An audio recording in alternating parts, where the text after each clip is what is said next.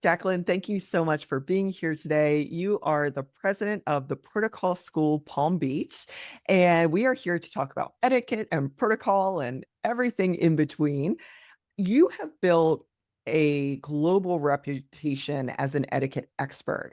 And what first drew you to this work, and maybe what gaps were you seeing that you felt like you needed to do this and fill this space? Well, I never set out to become an etiquette expert. In fact, we never had any etiquette books in my house growing up when I was a little girl. We had encyclopedias and that was it. So I didn't take an etiquette course until I was in my late 20s, and it was only because I was working for a really nice hotel called the Breakers in Palm Beach, and they were famous. Breakers was famous for an etiquette camp for kids. Hmm. And I was hired in 1993 to be their assistant director of public relations. Hmm. And part of my job in PR was to promote everything going on in the hotel, including summer camps for kids. And that was one of the most popular ones. Well, I was given the task to find a new instructor the year I came aboard. And the instructor who I found was the director of the Protocol School of Washington, and she has since passed away. She has since sold her company, and she was a huge influence on my life, Dorothea Johnson. Well, Dorothea said to me the year she came aboard to teach the children, why don't we start an etiquette camp for adults? And I said, great, I'll help you promote it. I had no intent on taking the course, but I felt that it was really important for me to learn a little bit about the camps since I was promoting them. And I ended up taking the week-long course at the Breakers. I was doing it in addition to my job.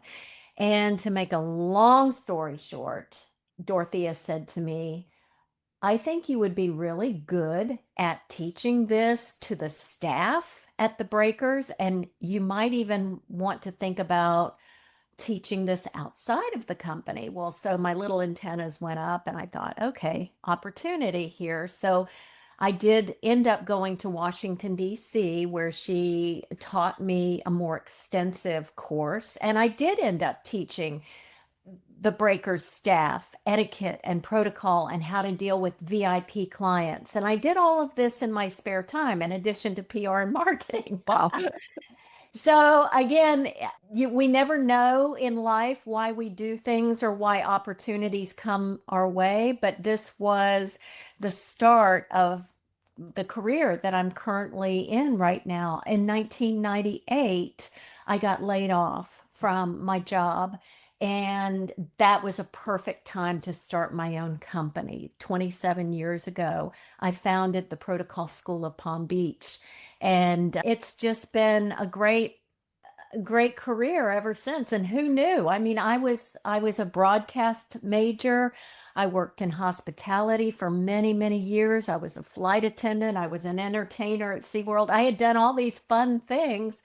And this was one of the careers that I didn't even know that you could become an etiquette consultant. Yeah. Yeah. Amazing. It's amazing where life takes us. And in your approach, how do you make etiquette and protocol more of a living, breathing thing than maybe some of the ideas that we have when we hear those words of like, oh, it's sort of old fashioned or stodgy? Like, how do you make it applicable to people's lives? Well, you're right. When you hear the word etiquette or manners, you do think of white gloves and party manners. You think of stuffiness, artificialness.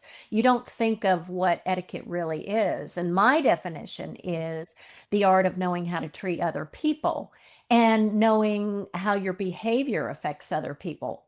And just the other night, I'll give you a very human example. My husband and I went out to dinner Friday night, and we ran into some people on the street where we live here in Little Mount Dora, Florida. And I forgot to introduce my husband. I started talking to this individual, and I'm talking away, and We walked away, and my husband said, "Oh, you forgot to introduce me." And it kind of upset him. And I thought, of all people, why?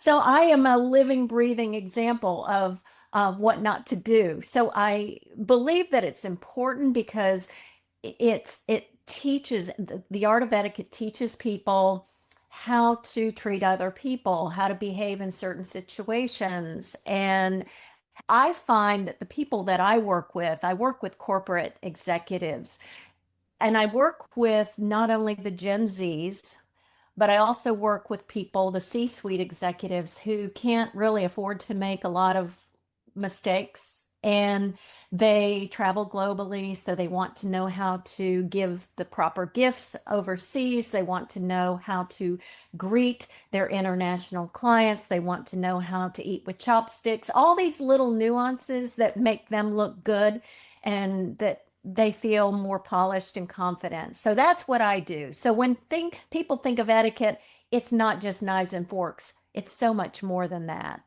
Yeah, absolutely. I think from my perspective, I really appreciate understanding etiquette and protocol and manners, which may surprise people a little bit about me because I'm also a very open book, fairly laid back. Well, I think I'm fairly laid back person. But what it does for me is if we all know sort of the playbook that we're working from, and we may interpret it a little bit differently, it makes the connection experience so much richer and easier, right? If I'm not worried about forks and knives and beyond that, and other things like, how should I be greeting you? Is it rude if I, drink wine all the way out of the glass, right? Like, should I always leave a little bit or whatever the cultural competencies that you need to know? It just puts everyone, I think, at ease. And I've never been in a situation where I I didn't know the protocol, like for instance, not introducing someone where someone has made me feel uncomfortable about it. But I have been in situations where someone has gently guided me to what the protocol is. And it was such a gift, right? Like it really was such a gift.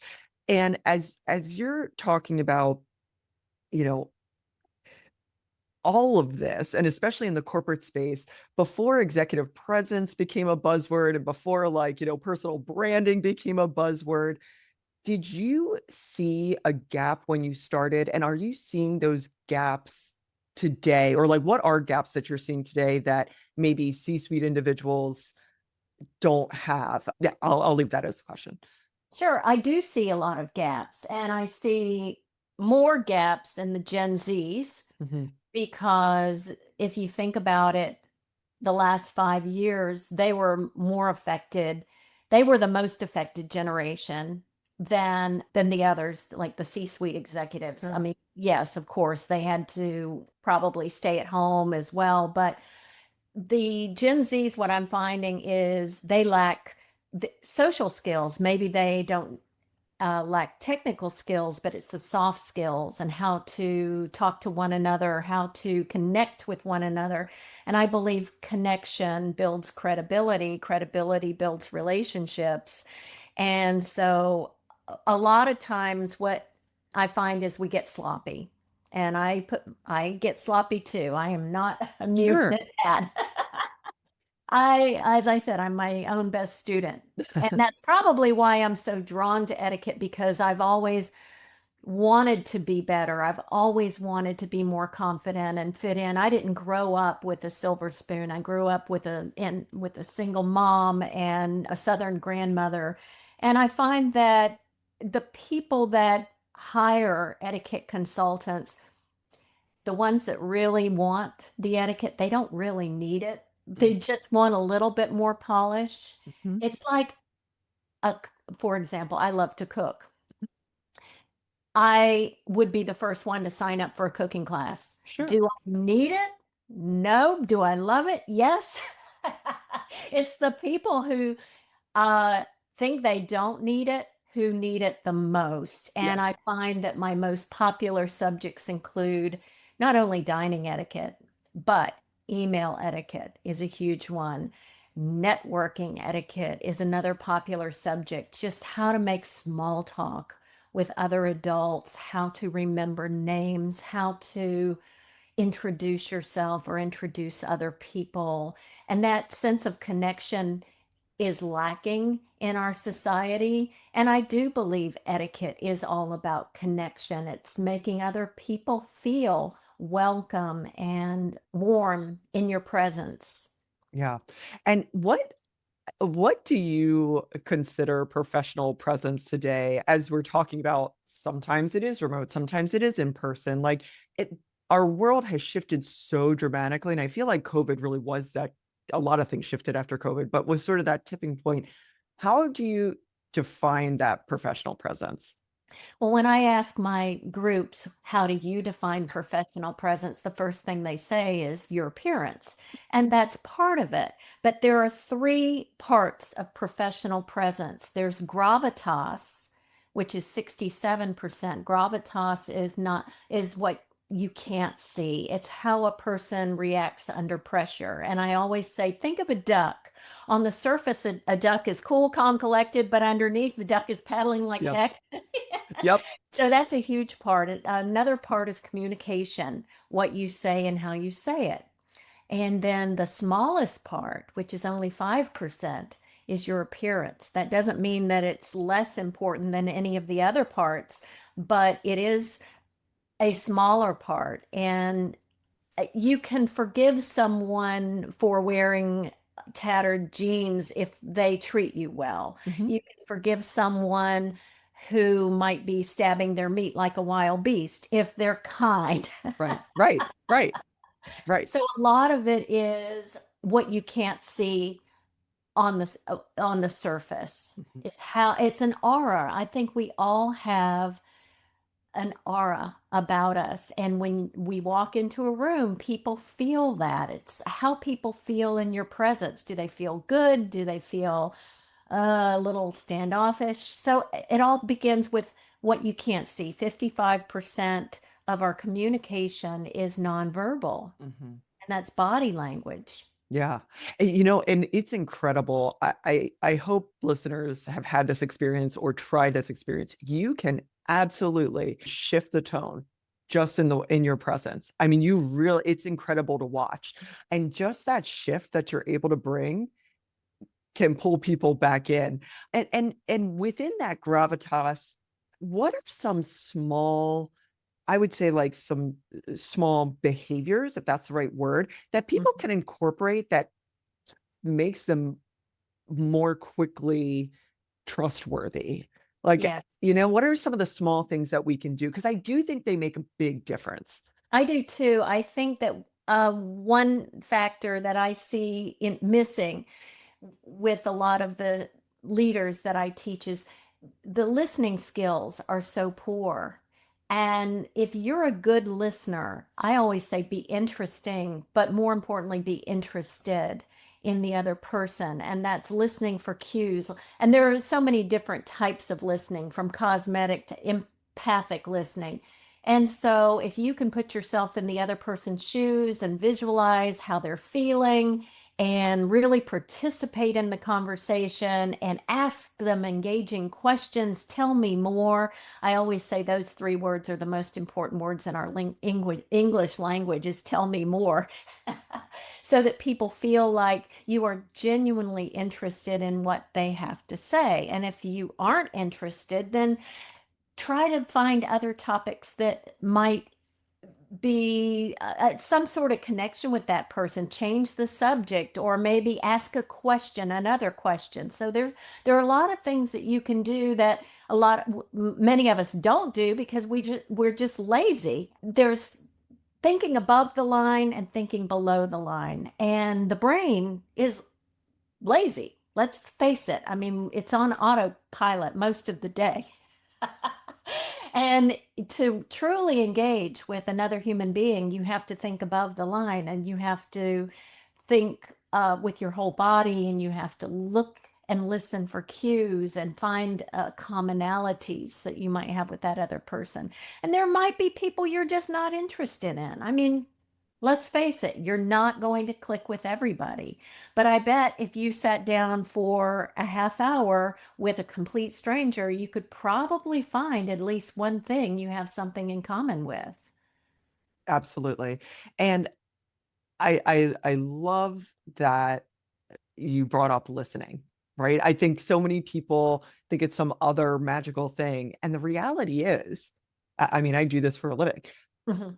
If you just ask people to talk, they'll tell you everything. Just be quiet and they will tell you more. And those key questions that you ask when you're, actively listening, not to respond, but to learn more and to be curious, you'll find out all kinds of curious things. And to your point, sometimes the only thing we have in common is we both like TV. That's great. Hey, let's talk about a show.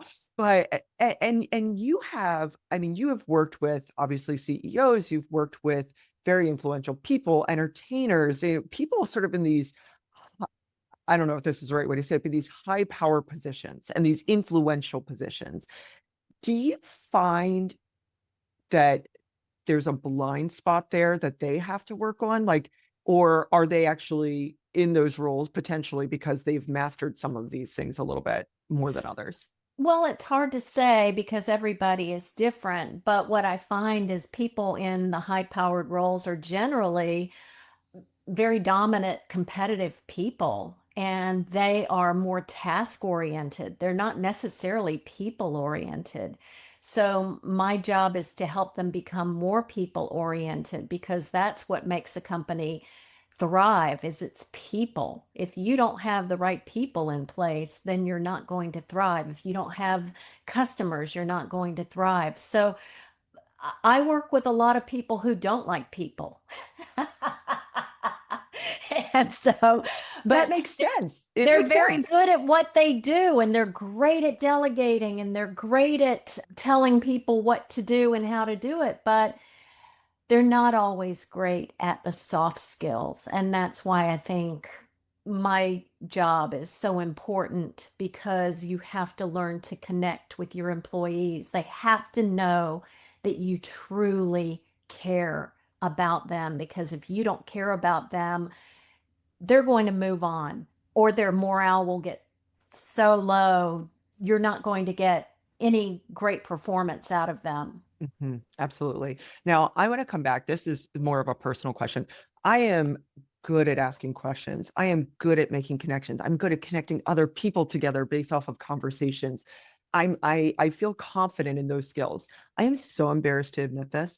I will remember what you wore, what we talked about, what we ate, where we were, follow-up items. I'll remember your dog's name. I lose people's names almost immediately. I'm so bad at it. And do you have any tips for that of especially when you're in a group of like 30 people that you're mingling with? Any tips for remembering people's names? It's really difficult to, especially in our society, because we're always multitasking. We've got a million things on our mind, and I think technology has not made it any better for us. So if someone or something is very important to you, what do you normally do? You normally write it down. You put it in your smartphone, or you might even do it the old-fashioned way and write it on a piece of paper or even the back of your hand. I've seen people do that as well. It takes a lot of practice. I can't say that we're all good at remembering names. Most of us aren't because like you said, we think in we can remember dogs' names, we can remember what people wear. We're a visual society, but when people say their names, sometimes it doesn't stick. So I have a couple of methods to help people learn to remember names. Number one is you repeat it after you hear it, and you try to use it in conversation once or twice. And if you write it down, that's a really good way of learning somebody's name. I know you interview people all the time and you take notes. So I take notes as well when I'm talking to someone from the media. First thing I do is I write their name at the top of this notepad here so that whenever I'm having a conversation with them, I can refer back to them. So those are just a few little tips that you can put into practice, or if they have an unusual name, Mhm. you can ask them to spell it. Mhm. And like your name is has an H in it. Mhm. It's not spelled the traditional way. So, those are little things Cool. that I might remember Right. about you. Right. Yes, the H makes all the difference, I have to say. I always laugh. It's like the one creative thing my parents did is they put an H in my name. So, Yeah, exactly. um, And you can say, "Hi, my name is Megan," with an H. right. Yes. And And then you'll see them pause and think, you're like, "Okay, wait, where did the H come in?" yes, exactly, exactly. Another thing that I love is when people say to me, like, I am so sorry. It remind me of your name. And I'm like, look, you can ask as many times as you want. I am not offended at all. But I actually recently I was in conversation and I introduced someone to someone else and I used the wrong name. And I said, this is Monica, Monica, this is Matt. She goes, actually, my name is Mercedes. And I said, oh my gosh, I am so sorry.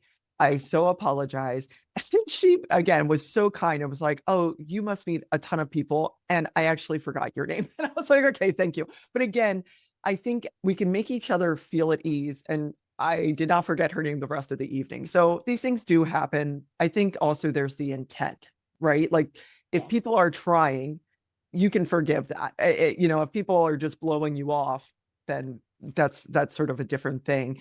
And in this world, and maybe I'm wrong in saying this, but I feel like our world has become a lot more casual, a lot more relaxed. And I'm not saying that's a good thing or a bad thing, right? Like I love Downton Abbey, and I'm constantly laughing at how they changed like four times a day for like they're at home with their family. Like it just a different world, different strata of society at that time. Is there anything that you feel like has been beneficial to that, and anything that you feel like, oh, we're really kind of we're slipping away from something good here in the context of etiquette and protocol? We have become more casual. And I I'm not I love Downton Abbey too, but I can't say that I would be happy changing 4 times a day. I No, mean, that's a no, lot of work. I'm more comfortable in my yoga pants than I am in a corset, to tell you the truth. same. I think most people. I also like if you just take a second and think about that they had someone whose job it was to dress them. I mean, Yes. wild. Anyway, yes, I'm more comfortable in yoga pants as well. I know.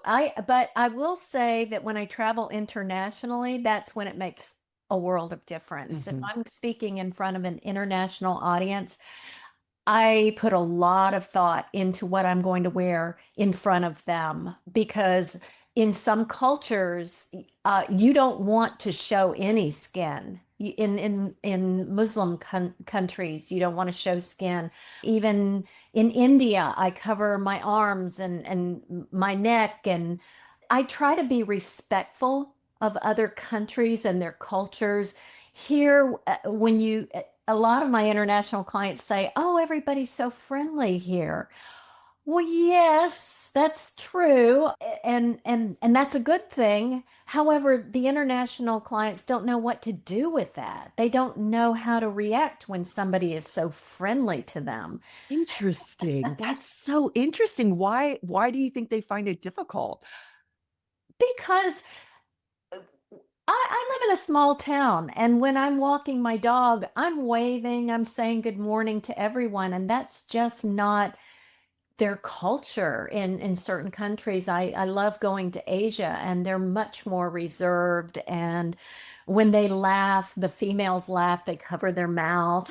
Yeah. Everything is so toned down. Whereas here, you've heard of the loud We Americans. are loud. Thing. Oh my gosh. You can tell when you're boarding a cruise ship who the Americans are, and because we're so gregarious, so loud. Even in restaurants, I've done interviews with the media, and they ask, "Well, why are Americans so loud?" I don't know, but we just are. We are. We are. I'll even notice it sometimes with myself where I'm like, I'm yelling right now. Like, why am I yelling? A friend and I were in Madrid a few years ago, and we were just sitting in a square. We had nothing to do, nowhere to be. We were sitting in a square, eating ice cream, actually. And both of us just had a moment. We were like, it's quiet. Like Uh-huh. there's lots of people here, but it's quiet. And we are like, Americans are so loud, which, what you could think whatever you want about it.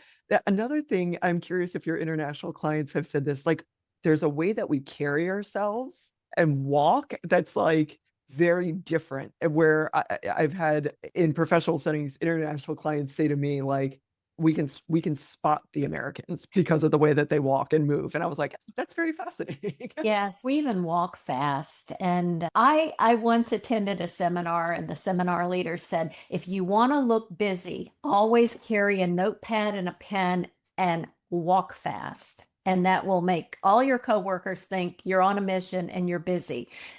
And that might work really well in the workplace, but it Yeah. doesn't apply in every situation. Yeah. So we have to slow down a little bit. That's the problem. We aren't slowing down. I always say practice the pause. Mm. And even when we're speaking, I believe we should pause, think about what we're going to say, how we're going to respond, because we tend to react. And when your reactions dictate what the outcome is going to be. And if you, again, this goes above the line and below the line. If you're thinking above the line and you're thinking about how you're going to react if this happens or this happens or this happens, and you're more prepared, it makes the outcome that much more successful. For example, in networking situations, I always say to my clients, be as prepared as you can.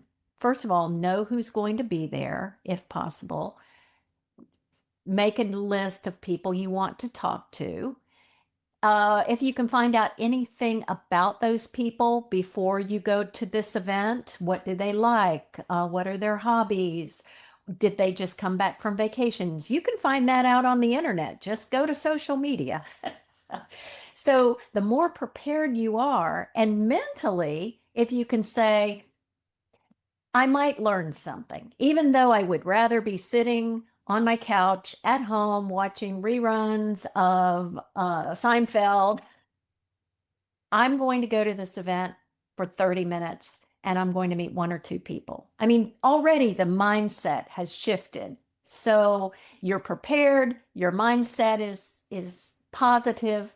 So the outcome should be successful or more successful for a person. Yes, absolutely.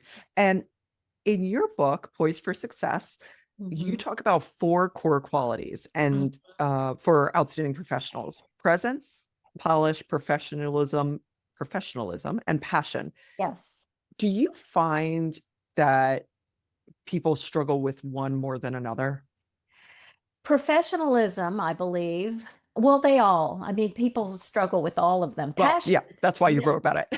But, I think passion is the most important piece of the mhm, puzzle mhm. because if you're not passionate about what you do, you might as well start looking for something else. And my sister is an elite athlete. She is an equestrian, and it's the only job she's ever had in her whole life. I don't ride horses at all, but my sister, that's a different story. She has ridden competitively for over 50 years.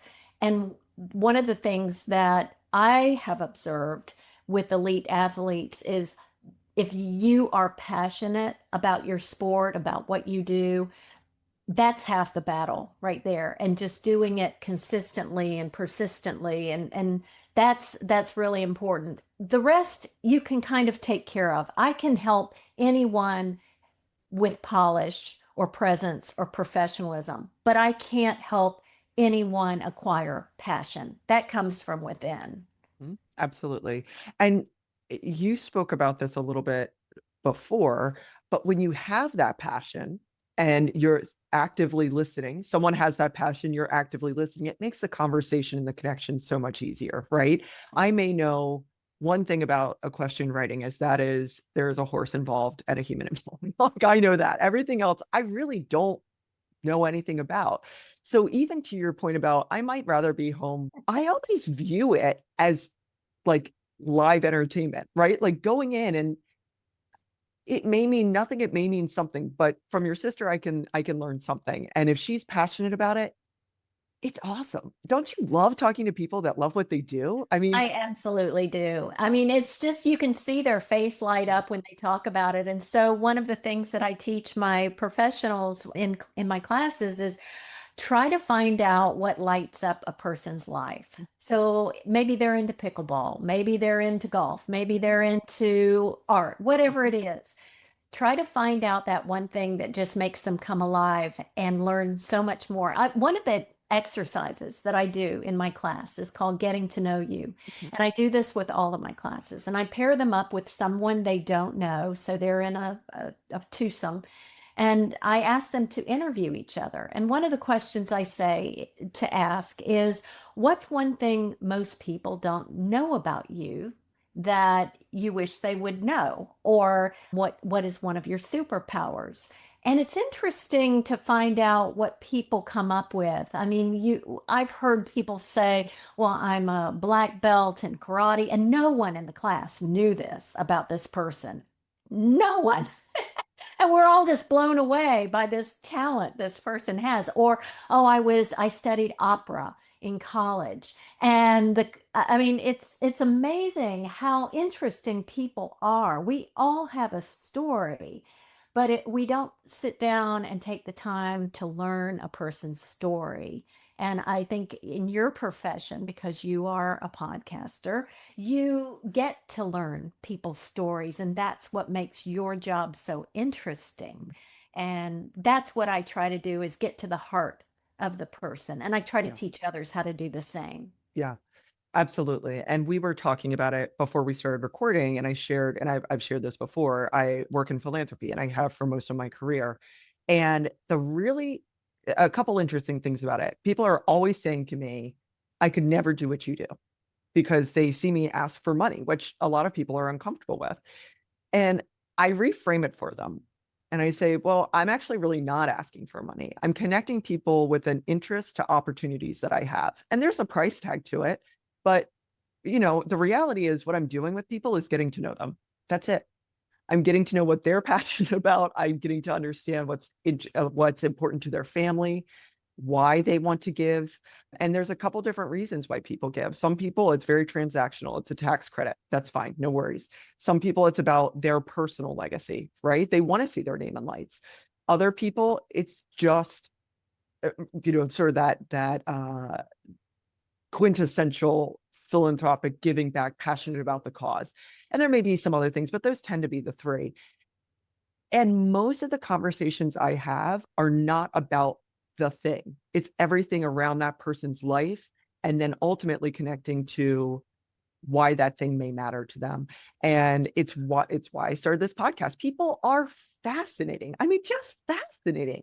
And when you show people, even in a small way, that you care about something they care about, boy, does it make a difference. We may not agree on a lot of things, but I can almost always find a connection point with someone.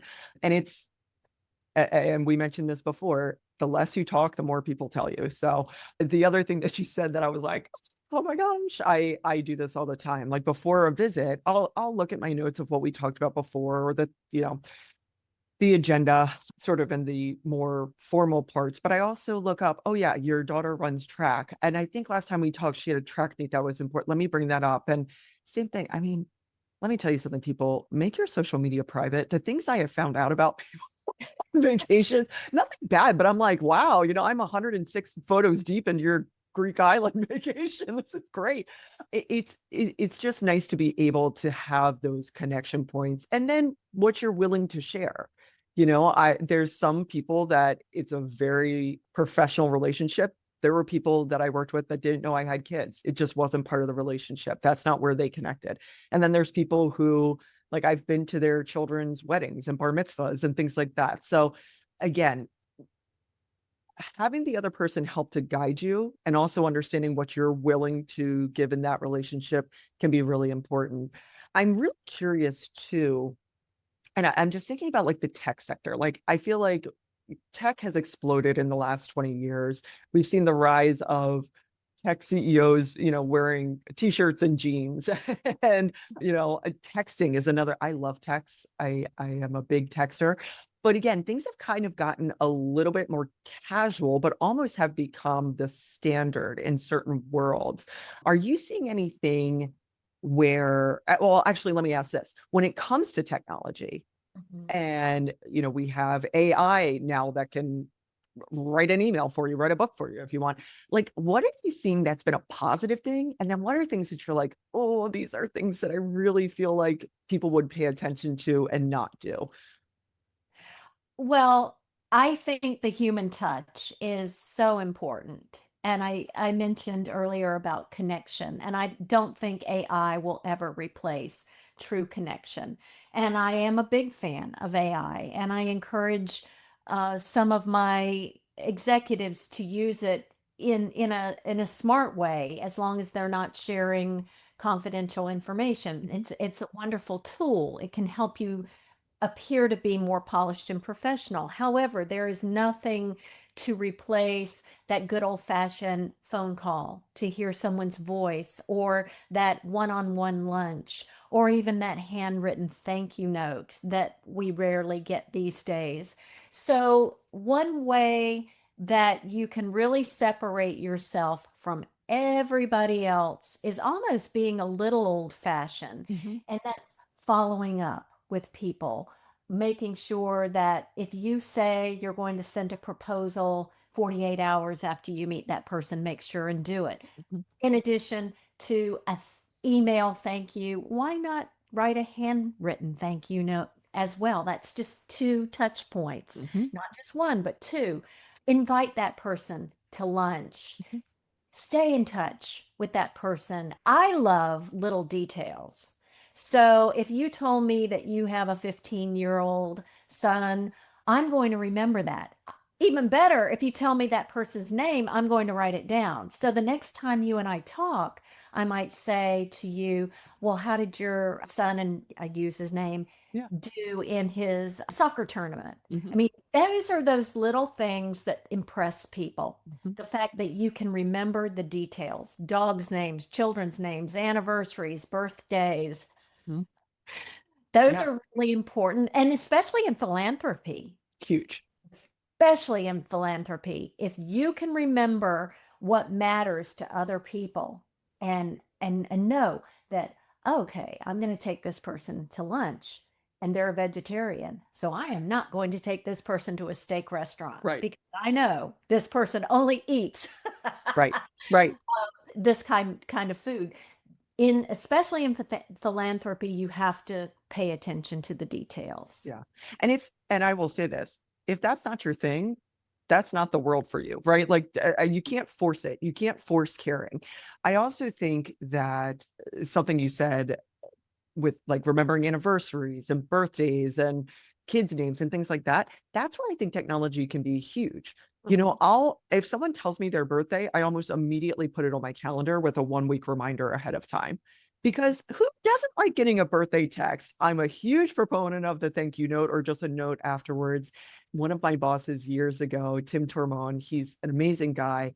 He had us as his staff write 3 thank you notes per week. And it was not only about an attitude of gratitude, but sort of that surprise and delight. And he said it could be to donors, it could be to the front desk person who helped you at the hotel you were at this week. He didn't care. And what a game changer that was. People would call me to say, I got your note. And it was 4 sentences, right? Yes. So I think using the technology in a way that helps personalize and helps you remember, but then also, like you said, that phone call can make a big difference. If you don't know if someone's vegetarian and you're planning a lunch spot, ask. It's okay. Ask. I always ask if we're going upstairs, are you okay with stairs? You don't know. And I think people appreciate that consideration. And the flip side of that is we're now all available 24/7, right? How do you set those boundaries with grace when people can get you via WhatsApp, text, email, Slack, whatever? I think you have to set your own boundaries. For example, right now I have my phone on do not disturb, Yep. and the only person who can really get through is my sister and my husband, and Mhm. that's only in emergency situations. Sure. So I think we have to set boundaries. And let me also say this: if somebody sends me an email on Sunday and I respond to that person, they're going Mhm. to think she works on Yes. Sundays. Oh, it's Yes. okay if I send it. If Yeah. they send me a text at 10 o'clock at night and I respond, they're going to get the message that it's okay. Mhm. So I believe you have to set parameters, do what works for you and your family, and let people know if you don't want to be disturbed on Sundays, say I'm available to you anytime during the week, just not on Sundays. Mhm. Yeah, absolutely. I had a donor years ago. I was relatively new to fundraising, and I asked if I could call her after work, and she said yes. And we didn't specify a time. And I called her maybe, let's say, 6:30 in the evening, and she said, Megan, I want to have this conversation. I said that we could talk tonight. I'm actually helping my daughter with homework right now. Are you okay if I call you back in like 45 minutes to an hour? And I said, oh, yeah, perfectly fine. And again, there was something so nice about that. And it helped me, reminded me, like, hey, what do you have going on in your life? And ask those questions as well. Just because I'm responding on a Sunday, it could just be a one off, right? So also telling people, hey, I usually don't work on Sundays or whatever, just helping guide those expectations can be really helpful. We had that interaction, right? Like I needed to reschedule. You were gracious enough to do so. And you said, hey, I can't do it on these weekends, which is great. Now I know. Well, and I guess on the flip side of that, because obviously we're very cordial people, very easygoing people. Maybe some of the stickier people that you interact with. What I find it so hard. This is my kryptonite is when people are being rude. I like really, it's a problem for me. How do you recommend navigating some of those like stickier personalities that maybe you can't excuse yourself from? That's really difficult because there are a lot of rude people out there. I mean, whether it's the person you encounter in the supermarket parking lot or the person you work with, you may not like that person or jibe with that person. Ah, it's really etiquette is situational. I will say that. I always preface my programs by saying what works for me might not work for you. It all depends on the situation, the relationship, what's at stake. Mm, If you're rude to this person, are you putting your job on the line? But what I have learned, and I'll just go back to old-fashioned rules, my mom always said, kill them with kindness. yeah, And what would you be accomplishing by being rude to somebody who's rude to you? I mean, okay, you're rude to each other. What did that just accomplish? Did that solve anything? Did it make you feel better? yeah, Usually we do it to make ourselves feel better right. or to be a one-upsman, but that doesn't always solve issues. So I think that it depends on who that person is. Is it even worth your Yeah, time yeah, paying attention to what this person is doing? On the road, for example, I drive a lot. So is it really worth me giving the person the finger? I right. mean, probably not. They really learned their lesson. Yeah, they really learn their just keep Keep going going. and Yeah, turn up the radio, and yeah, maybe they're having a bad day. That's the yep. other thing. There are a lot of people who are in distress right now, who are hurting right now, who are in trouble right now, who have a lot of problems that we are not even aware of. I mean, Mhm. it's just crazy, crazy. And either someone has been through something, or they're going through something, or they just went through something. So if you can just have a little grace, have a little patience, have a little compassion every now and again, you'll actually feel better about Mhm. yourself if you can let things roll off your back. And I know that's not easy. Yeah.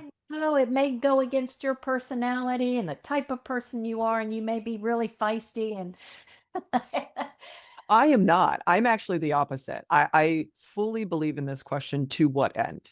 I'm a big believer in to what end, and it helps me protect my peace quite a bit.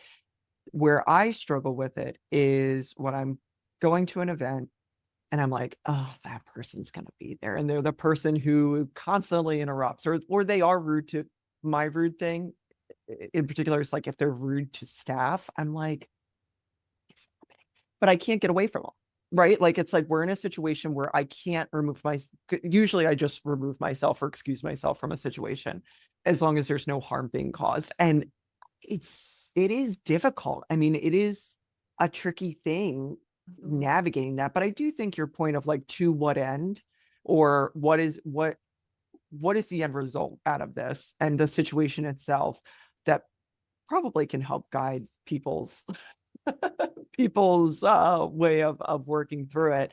I always say to my husband when we get in an argument, are we going to really care about this in 2 days or 2 hours from now? Mm-hmm. Is this really going to matter?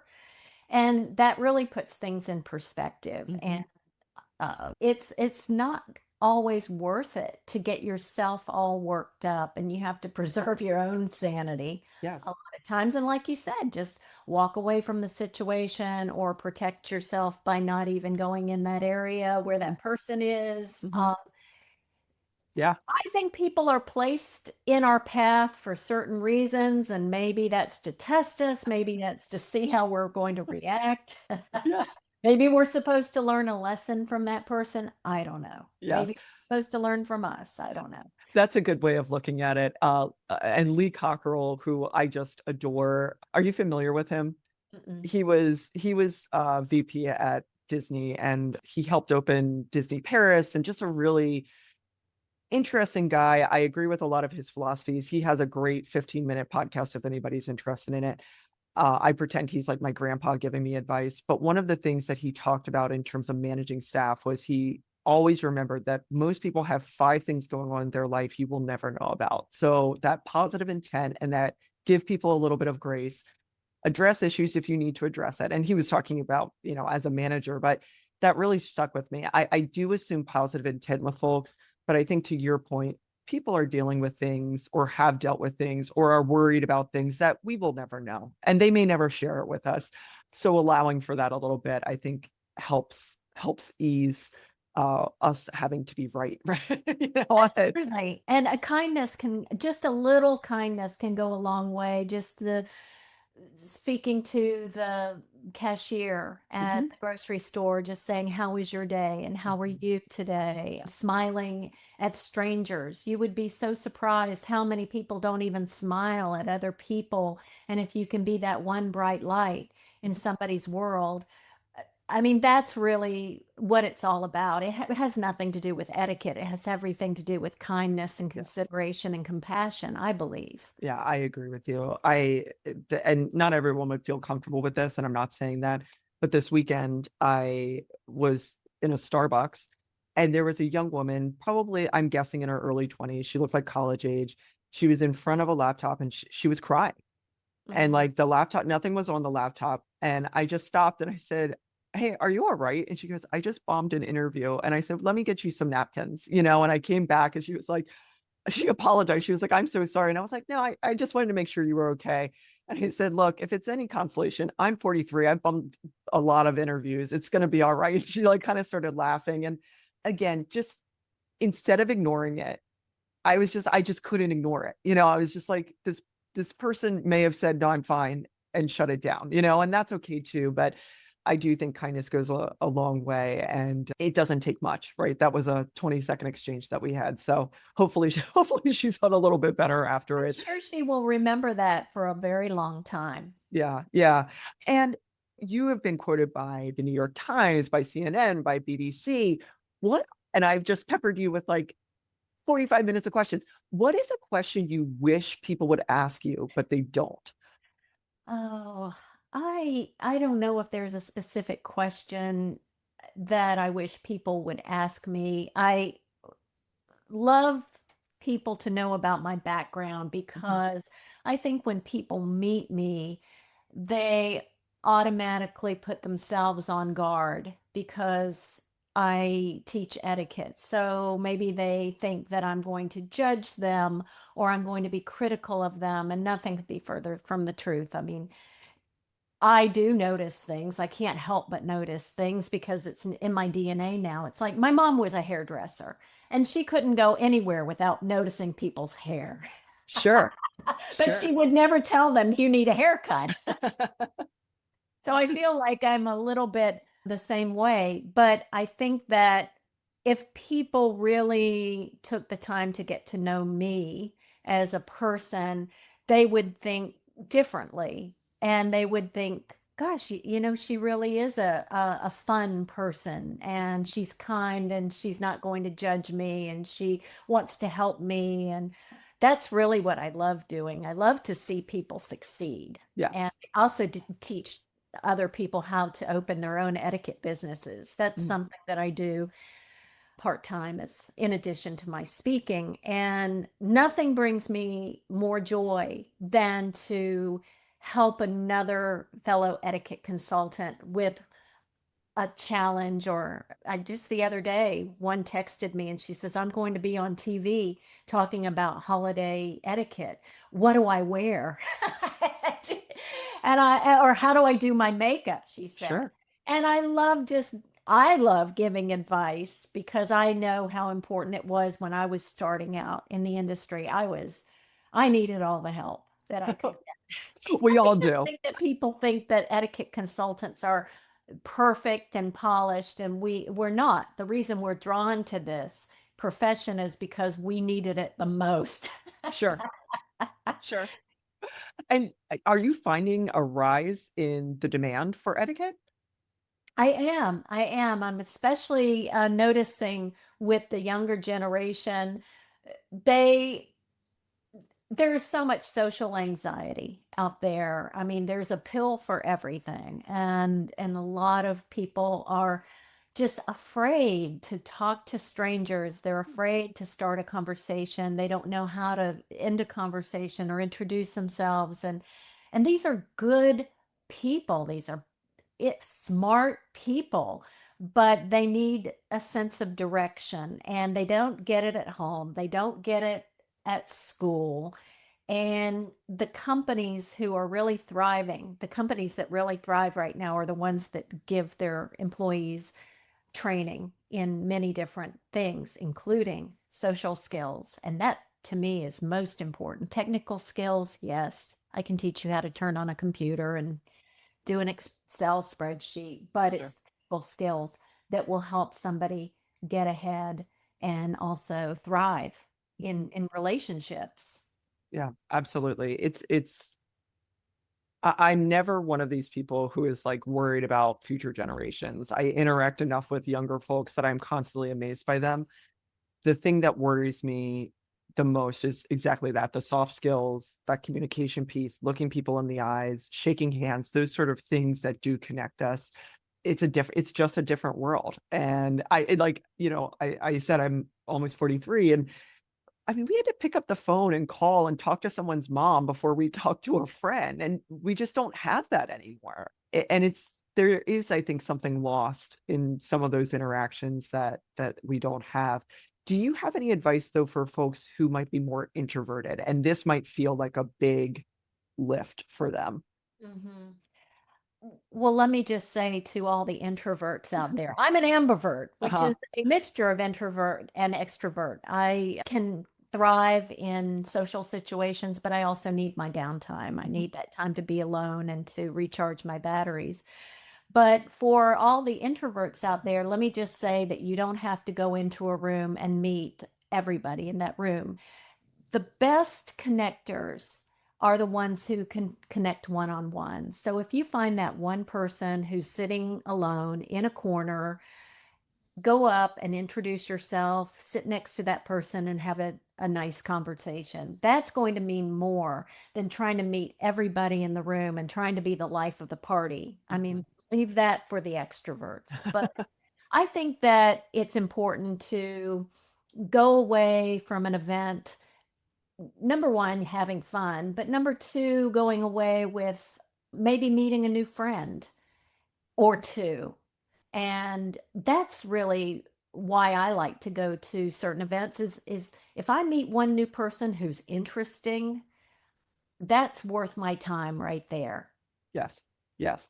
A few months ago I had Lisa Appia on the show, and she's a professional coach, but specifically for introverts. And she actually said the same thing. When you go into a room, even if it's with 300 people, Your goal is one, Mhm. and that's fine. And I think that's a good thing, even for I feel like the older I get, the more ambiverted I'm getting, but I am probably leaning more toward extrovert. But even as an extrovert, I find myself preferring to meet less people but have more in-depth conversation. Yes. And and I mean, I could talk to a wall if I had to. So that's the flip side of it. This has And been, really, one other thing, it's yeah, networking, believe it or not, it's not what others can do for you, it's what you can do for other people. correct. Yes. And if you go in with the mindset, how can I help this person? It could be as simple as learning someone is brand new to your town and they're looking for a dentist for their child Mhm. and you recommending somebody that you know. That's that's helping that person and that's being a resource. Yes. And to me, that's more what networking is all about, is going in with the mindset, how can I be of service Correct. to other people? Not how can others serve me? Correct. I'm not going to pass out my card to everybody in this room. It's how can I help one person, help that person achieve what they want to achieve or meet somebody who they want to meet. You're a connector, you're a natural Hmm. connector. So I know if I said, oh, I'm looking for something or Hmm. someone, you probably in your mental Rolodex could immediately come up with two or three people. Hmm. Yes. Yeah, And probably. that's great. Yeah. Or have someone I can ask. It's Yes. I love that though, to be of service, and that's so important. And I love the Martin Luther King Jr. quote of we can all be great because we can all serve. And I think if you go into it with that idea of I'm not trying to get anything out of this, I'm trying to meet people, how can I help? And wrapping back to our introverted point, if it's one person, that's great. I mean, that's wonderful. It doesn't have to be all 300 people in the room. This has been such a fun conversation. And is there anything that we didn't touch on that you want to make sure listeners know? All I would say is just be kind Mhm. and have some compassion. And we're living in some really interesting times right now. And just be patient. And that's that's hard for a Mhm. lot of people. And practice the pause because a lot of times it's what you don't say that is more powerful than what you do say, and just being that good listener and being there for other people. And you don't always have to have an answer to everything. And that's what I would leave people with is etiquette. Remember, etiquette is all about the art of knowing how to treat other people. And that goes back to the golden rule, treat others the way you would like to be treated. But more importantly, I think it's just having more compassion in for other people and just I'll leave it at that. Yeah, I think that is a lot said without a lot said. I think kindness goes a long way. I think you've touched on this quite a bit, but what do you love most about your job? I what really makes my heart sing is traveling internationally and meeting people who are completely different from where I grew up, people from different cultures, people who eat different types of food. And, we're all the same. I mean, we all want to love and be loved. But what really makes me so happy is to be in an environment where I am really the outsider and I am forced to learn their language and how they do business and how they operate. And that's really what makes me the happiest is when I'm in a mode of curiosity, when I'm learning, when I am not the expert, if you Yes. will. And that's what makes me happy. I've been to Asia many times. It's my favorite place to go. And I find that life in Asia is so different than here in the United States, from the food to just the way people interact with one another. And I am just genuinely curious about all of that. And it makes me, I think, a better person and it helps me appreciate other people because I'm when I am in a new location, that's when all my senses are heightened. Yes. I'm listening more. My sense of smell seems to just pop. I'm observing everything around me, and that just it makes me so excited. So anytime I get to go out of my comfort zone, I'm happy about that. Yeah, that's such a gift. It's a gift to not be the expert in the room sometimes, I love to, to be the student. That's Yeah. wonderful. And what advice would you give to your younger self? Expect the unexpected. Because when I was growing up, I thought I wanted to be a broadcast journalist. I thought I wanted to work in the news. I'm dating myself, but I grew up in the 70s. And so women were just breaking into the news business, the broadcasting business. And that fascinated me until I worked an internship at CNN in Washington, D.C., and I realized I did not like that industry at Sure, all. sure. Nothing about it appealed to me. Yes, So I had to shift gears and I graduated with my degree and then I went into something completely different. So my life has taken me in many different directions and I've had a lot of interesting careers, like I said, from being an entertainer to a flight attendant to public relations to now an etiquette expert. So I would just say expect the unexpected because this little path that you're on, don't be surprised if there's a detour somewhere. And just because a door is closed doesn't mean a window can't be opened. And you have to really look for these unspoken opportunities. yes, yes. And I have to say, you still have that poise and cadence of a journalist. Like it's very, it's great. You can tell you have some sort of media training. That's wonderful. Yeah, I think the detours are the fun part, right? Sometimes they're not always fun at the time, but it makes life so much richer. And you've had such an interesting career, and it probably is what makes you so great at what you do. You've had so many diverse experiences with so many diverse people, and you can connect on so many different levels. Well, this has been wonderful. If people want to get in touch with you, if they want to hire you, how can they find you? They can find me on all social media platforms at Jacqueline Whitmore, and my website is etiquetteexpert.com. Excellent. Thank you so much, Jacqueline. This has been a wonderful conversation. I appreciate all the time and sharing your expertise with us. Thank you, Megan.